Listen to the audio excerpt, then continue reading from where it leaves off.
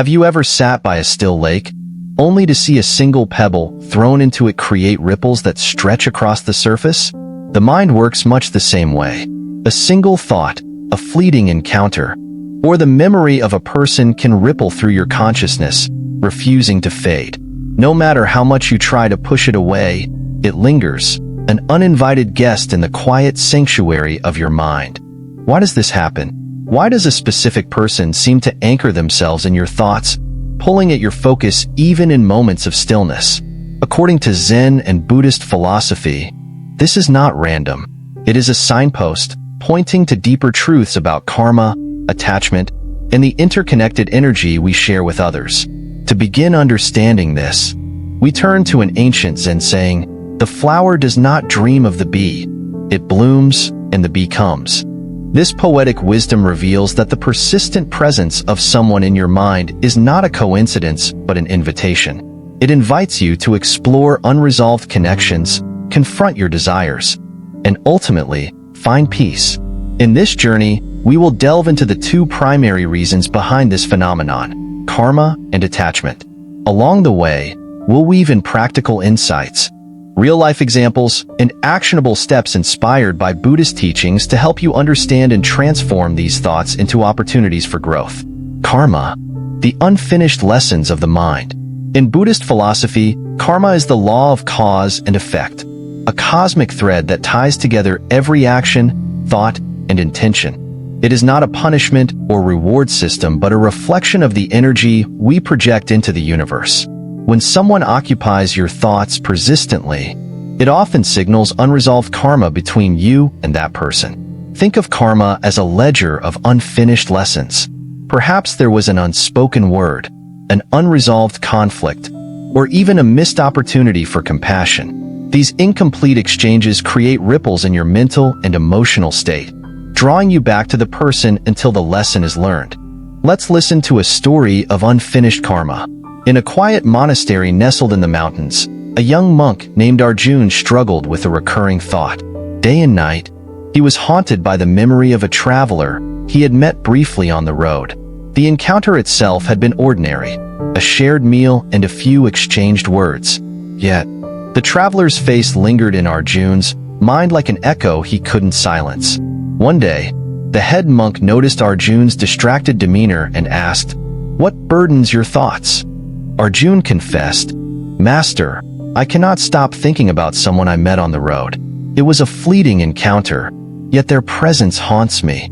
The master smiled gently and replied, "When a bell rings, its sound lingers in the air long after the strike.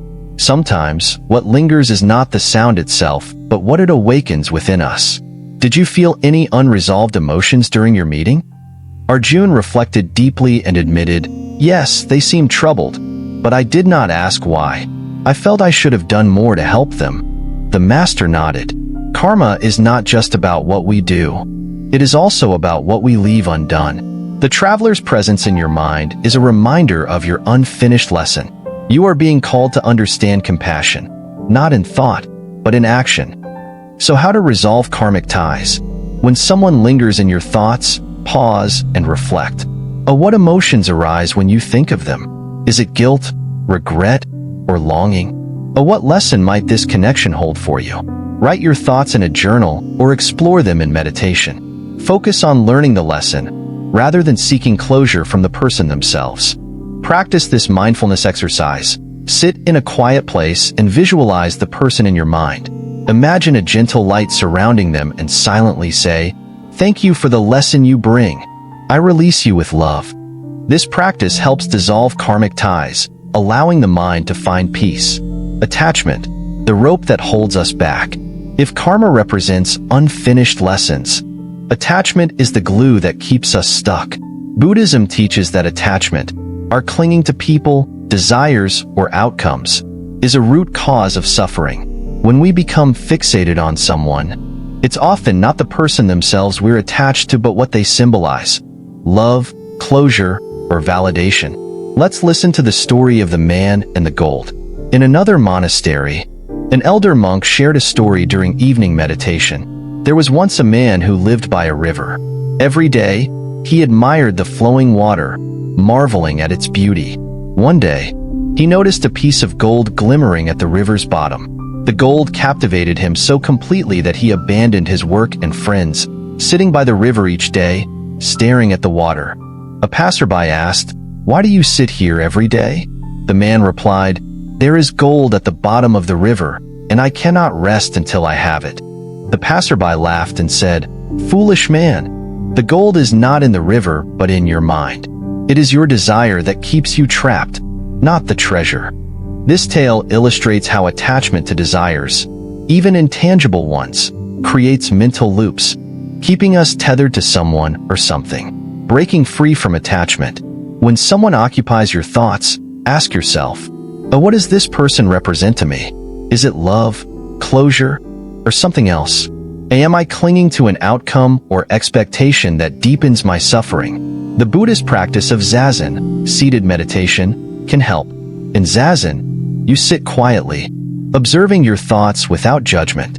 Instead of resisting the thought of someone, acknowledge it and let it pass, like a leaf floating down a stream. Practice this exercise. Practice just sitting. Set a timer for 10 minutes. When thoughts of the person arise, name the emotion, e.g., this is longing or this is regret, and return your focus to your breath. Over time, the mental grip will loosen, allowing you to experience peace. As we've seen, the persistent presence of someone in your thoughts is not a random occurrence. It is an invitation, rooted in karma and attachment, to grow, learn, and let go. But this journey is not complete.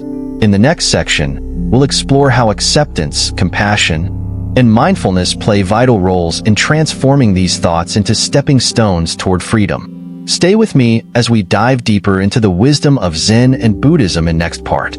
Navigating the tides of attachment and karma.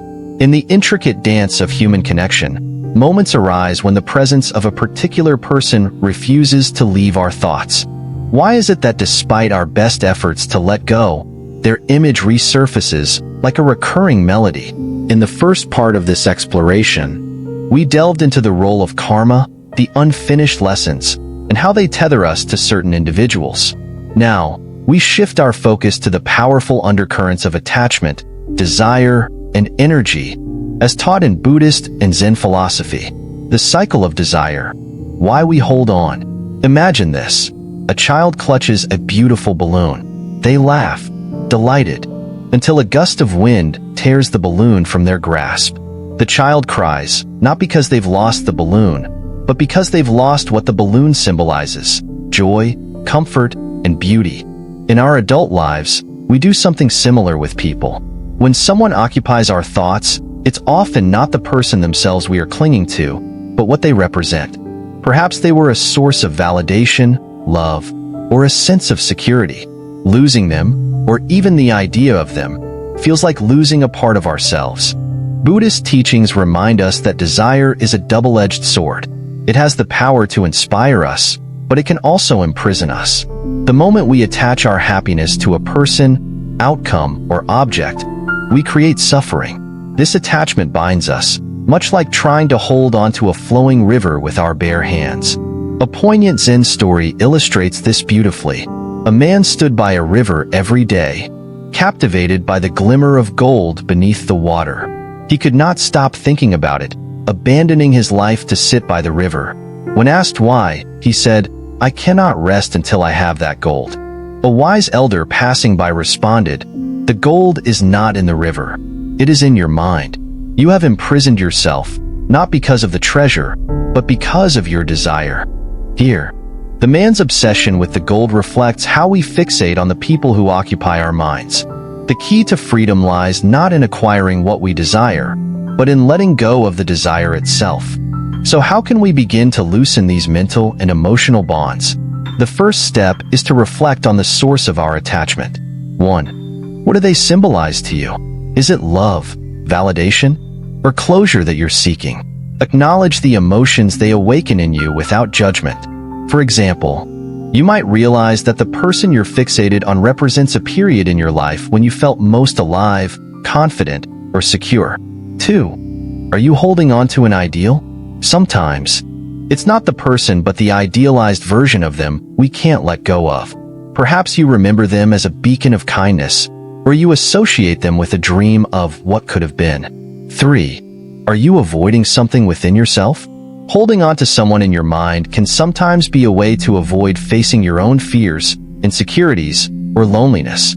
Once you've identified the root, it's time to take actionable steps toward releasing this attachment. Zen philosophy teaches that letting go does not mean forgetting or suppressing our feelings. Instead, it's about releasing the need to control or grasp at something that is inherently impermanent. Here's a powerful analogy shared by a Zen master. If you cling to a rock in the middle of a river, you'll remain stuck, battered by the current. But if you let go, the river will carry you forward. This process of letting go can be broken down into 3 mindful steps. 1. Acceptance. Begin by acknowledging your emotions without resistance. Sit with your feelings of longing, regret, or love, and name them. This is longing. This is sadness. By doing so, you create space between yourself and your emotions, allowing you to observe them without becoming overwhelmed. 2. Compassion. Direct kindness not only toward the person in your thoughts, but also toward yourself. Forgive yourself for clinging to them, and forgive them for any pain they may have caused you. Loving kindness meditation, metta, is particularly effective here. Repeat phrases like, "Oh, may I be happy. Oh, may I be at peace. Oh, may they be happy. Oh, may they be at peace." 3. Action. Sometimes, the mind holds on to someone because of unfinished business. If possible and appropriate, consider reaching out to the person for closure. If not, write a letter expressing everything you wish you could say, then burn or bury it as a symbolic release. A tale of 2 friends. Let's ground these principles in a real-world example. Emma and Lily were inseparable childhood friends. When Lily moved away, Emma found herself thinking about her constantly. She missed their shared laughter, their deep conversations, and the sense of belonging Lily brought into her life. Years passed, but Lily remained a persistent presence in Emma's thoughts. One day, Emma decided to reflect on why she couldn't let go. She realized that Lily symbolized a time in her life when she felt deeply understood and loved. With this insight, Emma began practicing mindfulness and metta meditation. She also reached out to Lily, not with the expectation of rekindling their friendship, but to express gratitude for the role Lily had played in her life. Through these practices, Emma found peace. Lily's memory became a source of warmth, not longing, and Emma discovered a newfound sense of wholeness within herself. Before we move to the next part, let's take a moment to reflect on your own experiences. Is there someone occupying your thoughts right now? What emotions do they awaken in you? Are you ready to take the first step toward letting go? If you found these insights meaningful, consider subscribing to our channel, Buddhism in Modern Life. We dive deep into how ancient wisdom can transform our modern challenges. Hit the subscribe button and turn on notifications so you never miss an update. Together, let's explore the path to inner peace and clarity. The final part will explore how to harmonize with these thoughts, cultivate resilience, and embrace the present moment. Stay tuned. Embracing the present moment and transforming persistent thoughts. In the journey we've taken so far, we've explored the reasons why someone might occupy your mind persistently, whether due to karmic lessons or attachments to desires. We've also discussed practical steps for releasing these bonds with mindfulness, compassion, and self-awareness. Now, in this final part, we'll shift focus to something even deeper. Harmonizing with your thoughts instead of resisting them, building resilience to emotional turbulence, and ultimately finding peace in the present moment. Let's delve into how Buddhist and Zen philosophies teach us not only to let go, but to transform the energy of persistent thoughts into a source of inner growth and wisdom. Learning to dance with your thoughts. Imagine standing in a bamboo forest during a storm. The wind howls, but instead of breaking, the bamboo bends and sways, moving with the force. This resilience, this ability to yield without snapping, is what Zen philosophy encourages us to cultivate in our minds. Thoughts, like the wind, come and go. Sometimes they are gentle breezes. Other times, they are storms that shake us to our core. Resisting these thoughts only strengthens their grip on us. But when we learn to coexist with them, observing, accepting, and letting them pass, we become like the bamboo, flexible, unshakable, and rooted. The practice of mindful acceptance. When someone persistently occupies your thoughts, it can feel as though you're fighting an endless battle. The harder you push them away, the more they return. Zen wisdom offers a radically different approach. Don't fight the thought, welcome it. Here's how to practice mindful acceptance. 1. Acknowledge the thought without judgment. When the image of a person arises in your mind, pause. Instead of labeling it as bad or unwanted, simply name it, this is a memory, or this is longing. 2. Thank the thought for its presence. This might sound unusual, but it's a powerful practice. Thank the thought for reminding you of your capacity to care, to love, or to learn. Gratitude transforms resistance into openness. 3. Gently redirect your focus. Once you've acknowledged and thanked the thought, guide your attention back to the present moment. Focus on your breath, the sensation of your feet on the ground, or the sounds around you. The power of Zazen, seated meditation. One of the most transformative tools in Zen is Zazen, or seated meditation. This practice trains the mind to coexist with thoughts without becoming entangled in them. How to practice Zazen. O sit comfortably with your back straight. O rest your hands on your lap, palms up, with one hand resting in the other. O close your eyes or keep them slightly open, gazing softly at a fixed point. O focus on your breath. When thoughts arise, acknowledge them, then gently return to your breath. Over time, this practice cultivates a sense of spaciousness in the mind. Thoughts may still arise, but they lose their power to dominate you. Building resilience to emotional turbulence. Persistent thoughts often stem from unresolved emotions, guilt, regret, longing, or even anger. Addressing these emotions directly is essential for building resilience. The role of self-compassion. Self-compassion is a cornerstone of Buddhist teachings. It involves treating yourself with the same kindness and understanding you would offer a dear friend. A Zen story illustrates this beautifully. A wandering monk traveled barefoot across a rocky path. A pebble lodged in his shoe, causing him great pain. Frustrated, he angrily threw the pebble away, but continued to think about it for miles. Finally, he encountered a wise teacher who said, "You removed the pebble from your shoe, but not from your mind. Release the irritation in your heart, not just your foot." When someone occupies your thoughts, the pebble is often an unresolved emotion tied to them. To remove it, practice self-compassion. 1. Acknowledge your humanity. Recognize that it's natural to think about people who've impacted your life. There's no need to judge yourself for it. 2. Forgive yourself and the other person. Whether it's regret, anger, or longing, forgive yourself for these feelings. If someone hurt you, extend forgiveness to them, not for their sake, but to free yourself from the burden of resentment. 3. Offer yourself kindness. Use affirmations like, "I am worthy of peace, I am allowed to feel, and I am capable of moving forward." Transforming pain into growth. When approached mindfully, the energy of persistent thoughts can be channeled into personal growth. Ask yourself, what can I learn from this person's presence in my life? How can I use this experience to become more compassionate, resilient, or self-aware? By reframing these thoughts as opportunities for growth, you shift from being a victim of your emotions to an active participant in your healing. In Zen, the present moment is considered the only true reality. The past is gone, and the future is uncertain. Yet, when someone occupies your thoughts, it's often because your mind is stuck in the past or projecting into the future. Letting go of the rock. A disciple once approached his Zen master, saying, "I can't stop thinking about someone. It feels like I'm clinging to a rock in a river, unable to move forward." The master replied, "Step into the water." Hesitant, the disciple stepped in and felt the current pull at him. The master asked, "What happens if you cling to the rock?" The disciple answered, "I stay stuck." The master continued, "And what happens if you let go?" The disciple replied, "I flow with the river." Letting go doesn't mean forgetting. It means surrendering to the flow of life, trusting that it will carry you to where you need to be. Buddhist teachings emphasize the impermanence of all things. This includes the people in our lives and the thoughts that arise in our minds. By embracing this truth, you can find peace even amidst the most persistent emotions. A practice to cultivate this mindset is the 5 remembrances, a meditation on impermanence.